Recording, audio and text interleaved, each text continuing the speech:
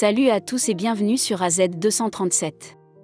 Une jeune fille a aidé un pauvre homme et a été renvoyée par le gérant. Puis ce qu'a fait le propriétaire l'a surpris. Regardons son histoire. La vie de Jennifer Miller a été incroyablement difficile et imprévisible dès le départ, après le décès de sa mère à la suite de complications liées à une pneumonie.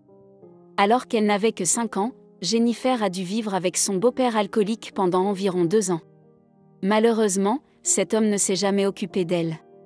Il est difficile de dire ce qu'aurait été la vie de la fillette si les voisins n'avaient pas appelé les services sociaux.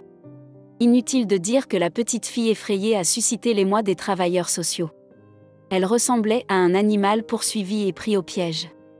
Pendant ce temps, son beau-père était tellement ivre qu'il ne pouvait même pas parler aux travailleurs sociaux lorsqu'on lui a demandé d'expliquer l'état de désordre de leur maison. Au lieu de cela, il les a simplement chassés comme s'il s'agissait de mouches gênantes et est entré dans une autre pièce en secouant la tête. Le comportement de cet alcoolique irresponsable a donc scellé le destin de Jennifer pour les années suivantes, la forçant à vivre dans un orphelinat. Au début, elle a eu beaucoup de mal à s'adapter à ce monde inconnu. Puis, grâce aux soins attentifs des éducateurs, elle s'est sentie intégrée dans une grande famille amicale. Le temps a passé très vite à l'orphelinat et elle a à peine remarqué qu'elle était devenue une jeune adulte. En disant au revoir à ses soignants bien-aimés, elle est entrée dans le monde des adultes où elle devait maintenant trouver sa place. Elle a d'abord abordé la question du logement, puisqu'elle a reçu une petite maison à la périphérie de la ville de la part d'un fonds d'aide aux orphelins. Malheureusement, le quartier dans lequel elle a fini par vivre ne pouvait guère être qualifié de sûr, mais la jeune femme n'avait pas d'autre choix. Elle a donc humblement accepté ce que le destin lui réservait. Une fois qu'elle a eu son propre logement, elle s'est enfin mise à la recherche d'un emploi. Malheureusement, cela s'est avéré bien plus difficile que ce que la jeune femme inexpérimentée aurait pu imaginer. Allant d'un bureau à l'autre, elle a essuyé plusieurs refus. Alors qu'elle se sentait désespérée, la chance lui a souri. Elle s'est présentée sous la forme d'un propriétaire de station-service, Alfred Patterson. « Oui, j'ai besoin d'aide. Et une jeune femme aussi jolie que vous serait parfaite pour ce travail, » dit le propriétaire de la station-service avec un sourire. « Merci, monsieur. Je serais très reconnaissante pour n'importe quel travail, » répondit Jennifer. Elle eut l'impression d'être jaugée de la tête aux pieds. Alfred Patterson était un homme d'âge mûr qui ne manquait jamais une occasion avec une femme, et il se targuait d'avoir brisé le cœur d'au moins une douzaine de femmes. Aussi, lorsque le playboy a aperçu Jennifer dans son bureau, il savait déjà que l'entretien n'était qu'une formalité. Il allait définitivement l'embaucher. Il avait ses propres arrière-pensées derrière une telle décision. Mais Jennifer, qui n'était pas au courant, était ravie d'avoir obtenu le poste à la station-service, qui lui semblait, ainsi qu'à d'autres jeunes femmes, être le meilleur endroit au monde. Beth, une caissière qui travaillait à la station-service, ainsi que Sally et Rose, étaient des amies depuis l'école. Elles se sont prises d'affection pour Jennifer et ont été heureuses d'accueillir la nouvelle employée dans leur cercle. De plus, les amies, toujours unies, réussissaient de temps en temps une arnaque lors du remplissage des voitures, ce qui leur permettait d'avoir toujours un peu d'argent en plus dans leur poche. Un jour, Sally a même eu le courage de proposer à Jennifer d'entrer dans leur système. Mais la jeune orpheline a décliné l'offre. « C'est dommage, après tout, les clients ne s'en aperçoivent même pas, et tu gagnerais quelques dollars de plus. Je suis sûre que tu aurais besoin de cet argent, » dit Sally, déçue. Jennifer s'est contentée de sourire timidement et de hausser les épaules. Bien qu'elle ait grandi sans parents, l'idée de voler et de tromper les clients la troublait. De plus, elle était habituée à vivre modestement et était satisfaite du salaire qu'elle recevait à la station-service. Malheureusement, elle ne le savait pas encore, mais Alfred Patterson avait les yeux rivés sur elle depuis longtemps et n'attendait que le bon moment pour arriver à ses fins. Pour parvenir à ses fins, l'ignoble propriétaire de la station-service a utilisé tous les prétextes pour s'approcher de Jennifer, lui toucher la main, la serrer autour de la taille, et même faire des blagues salaces. « Monsieur Patterson, je suis désolée, mais vos blagues me mettent mal à l'aise, » a déclaré la jeune femme après avoir échappé une fois de plus aux mains de l'homme ignoble. « Vous pouvez essayer de m'éviter autant que vous voulez, mais je finis toujours par obtenir ce que je veux. Vous ne croyez pas que vous avez eu ce travail pour rien, n'est-ce pas ?» dit Alfred en se lissant les cheveux. Sally et Rose, qui ont entendu la conversation, ont ri d'un air approbateur en réponse à la remarque de l'ignoble homme. Ces deux-là, qui connaissaient bien les préférences du patron et ne lui ont jamais résisté, se sont laissés traiter de cette manière irrespectueuse.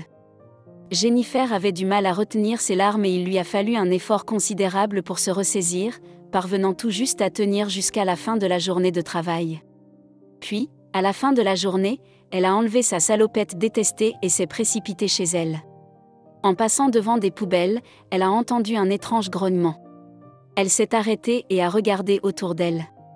Puis, ayant identifié la source du bruit, elle a soulevé la boîte en carton vide et a vu un minuscule chaton en dessous. « Comment es-tu arrivée là ?»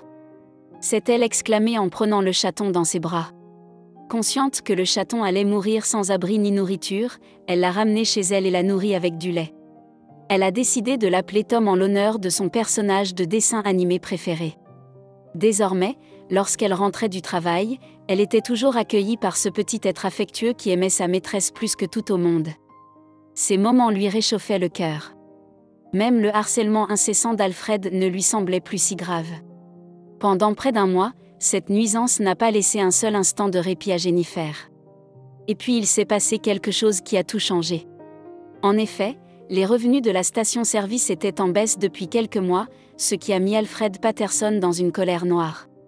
« Si les choses continuent ainsi, je vais probablement devoir vendre la station-service, alors peut-être devriez-vous commencer à chercher un nouvel emploi, dit-il, en faisant principalement référence à ses deux employés préférés, Sally et Rose.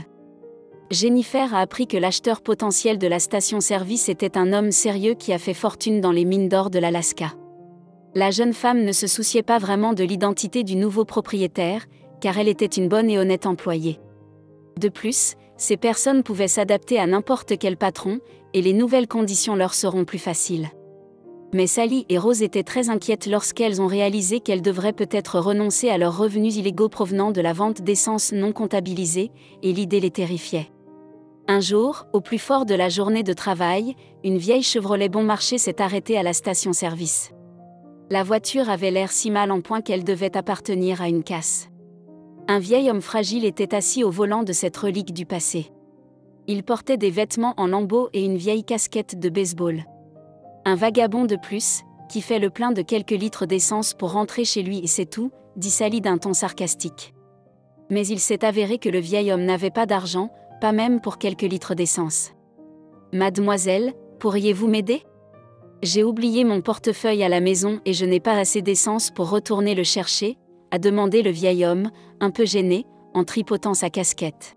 « Vous, les mendiants, vous demandez de la nourriture et des aumônes dans les rues. Puis vous venez ici et vous demandez aussi de l'essence. C'est une façon facile de vivre. Sortez avant que j'appelle la police, a répondu Rose avec rudesse. Pourquoi faites-vous cela ?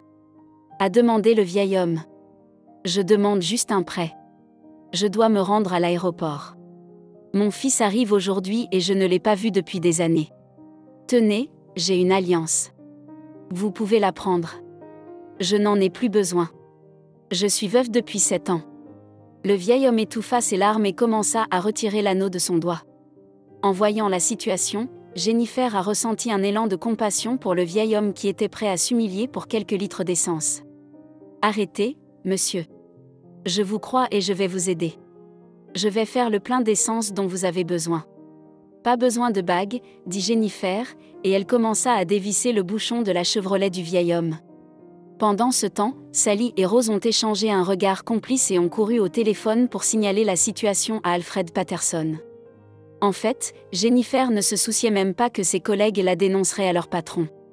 Elle a rempli le réservoir de l'homme et a noté le montant total à déduire de son propre salaire. Mais à peine le vieil homme a-t-il quitté la station-service que le propriétaire est arrivé, le visage tordu par la colère.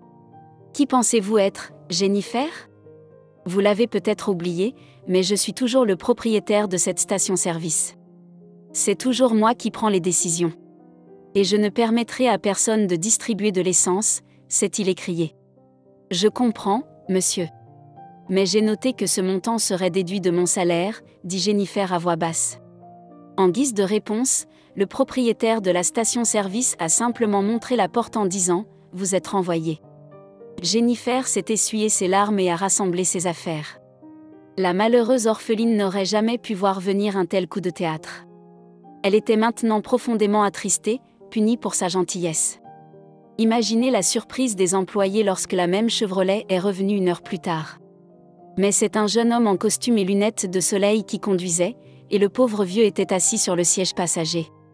Jennifer tenait les quelques objets personnels qu'elle possédait et s'apprêtait à partir lorsque le vieil homme s'est précipité vers elle. « Voici l'argent. Je m'appelle Henry Matthews. Et ce beau jeune homme avec des lunettes est mon fils George, merci beaucoup pour votre aide. Sans vous, j'aurais été en retard pour aller chercher mon fils. Il a passé de nombreuses années en Alaska et a décidé de rentrer, a expliqué le vieil homme en tendant l'argent. Merci beaucoup. Mais si cela ne vous dérange pas, donnez cet argent à la caissière car je ne travaille plus dans cet établissement. Je viens d'être licenciée, a répondu Jennifer avec un sourire gêné. Qu'est-ce que vous voulez dire par virer ? Qui vous a viré ? Il n'avait pas le droit. J'ai déjà effectué le premier paiement pour l'achat de cette station-service. Et selon le contrat, après avoir payé la totalité de la somme, je deviendrai le propriétaire légitime. Monsieur Matthews, c'est vous ? Comment cela se fait-il ? Je ne savais même pas que cet homme était votre père, a tenté de se justifier Alfred Patterson, mais George était furieux et rien ne l'arrêtait. L'homme d'affaires a appelé immédiatement son gérant et lui a demandé d'effectuer le transfert final, payant ainsi la totalité de la station-service et devenant le propriétaire légitime sur le champ. George annonça alors qu'il était le nouveau propriétaire. En entendant ces mots, le visage de Jennifer s'illumina d'un doux sourire, ce qui rendit l'orpheline encore plus belle. Alfred Patterson se sentit très mal à l'aise et décida de partir. Il avait parfaitement compris qu'à partir de maintenant, il ne serait plus le bienvenu dans cette station-service. Un mois passa. Sally et Rose ont rapidement appris les nouvelles règles et ont abandonné leur projet illégal, comprenant que le vol ne serait plus toléré dans la station. Mais c'est Jennifer qui a été la plus surprise par les changements opérés par le nouveau propriétaire, qui lui a confié la responsabilité de tout le réseau de stations-service de la ville.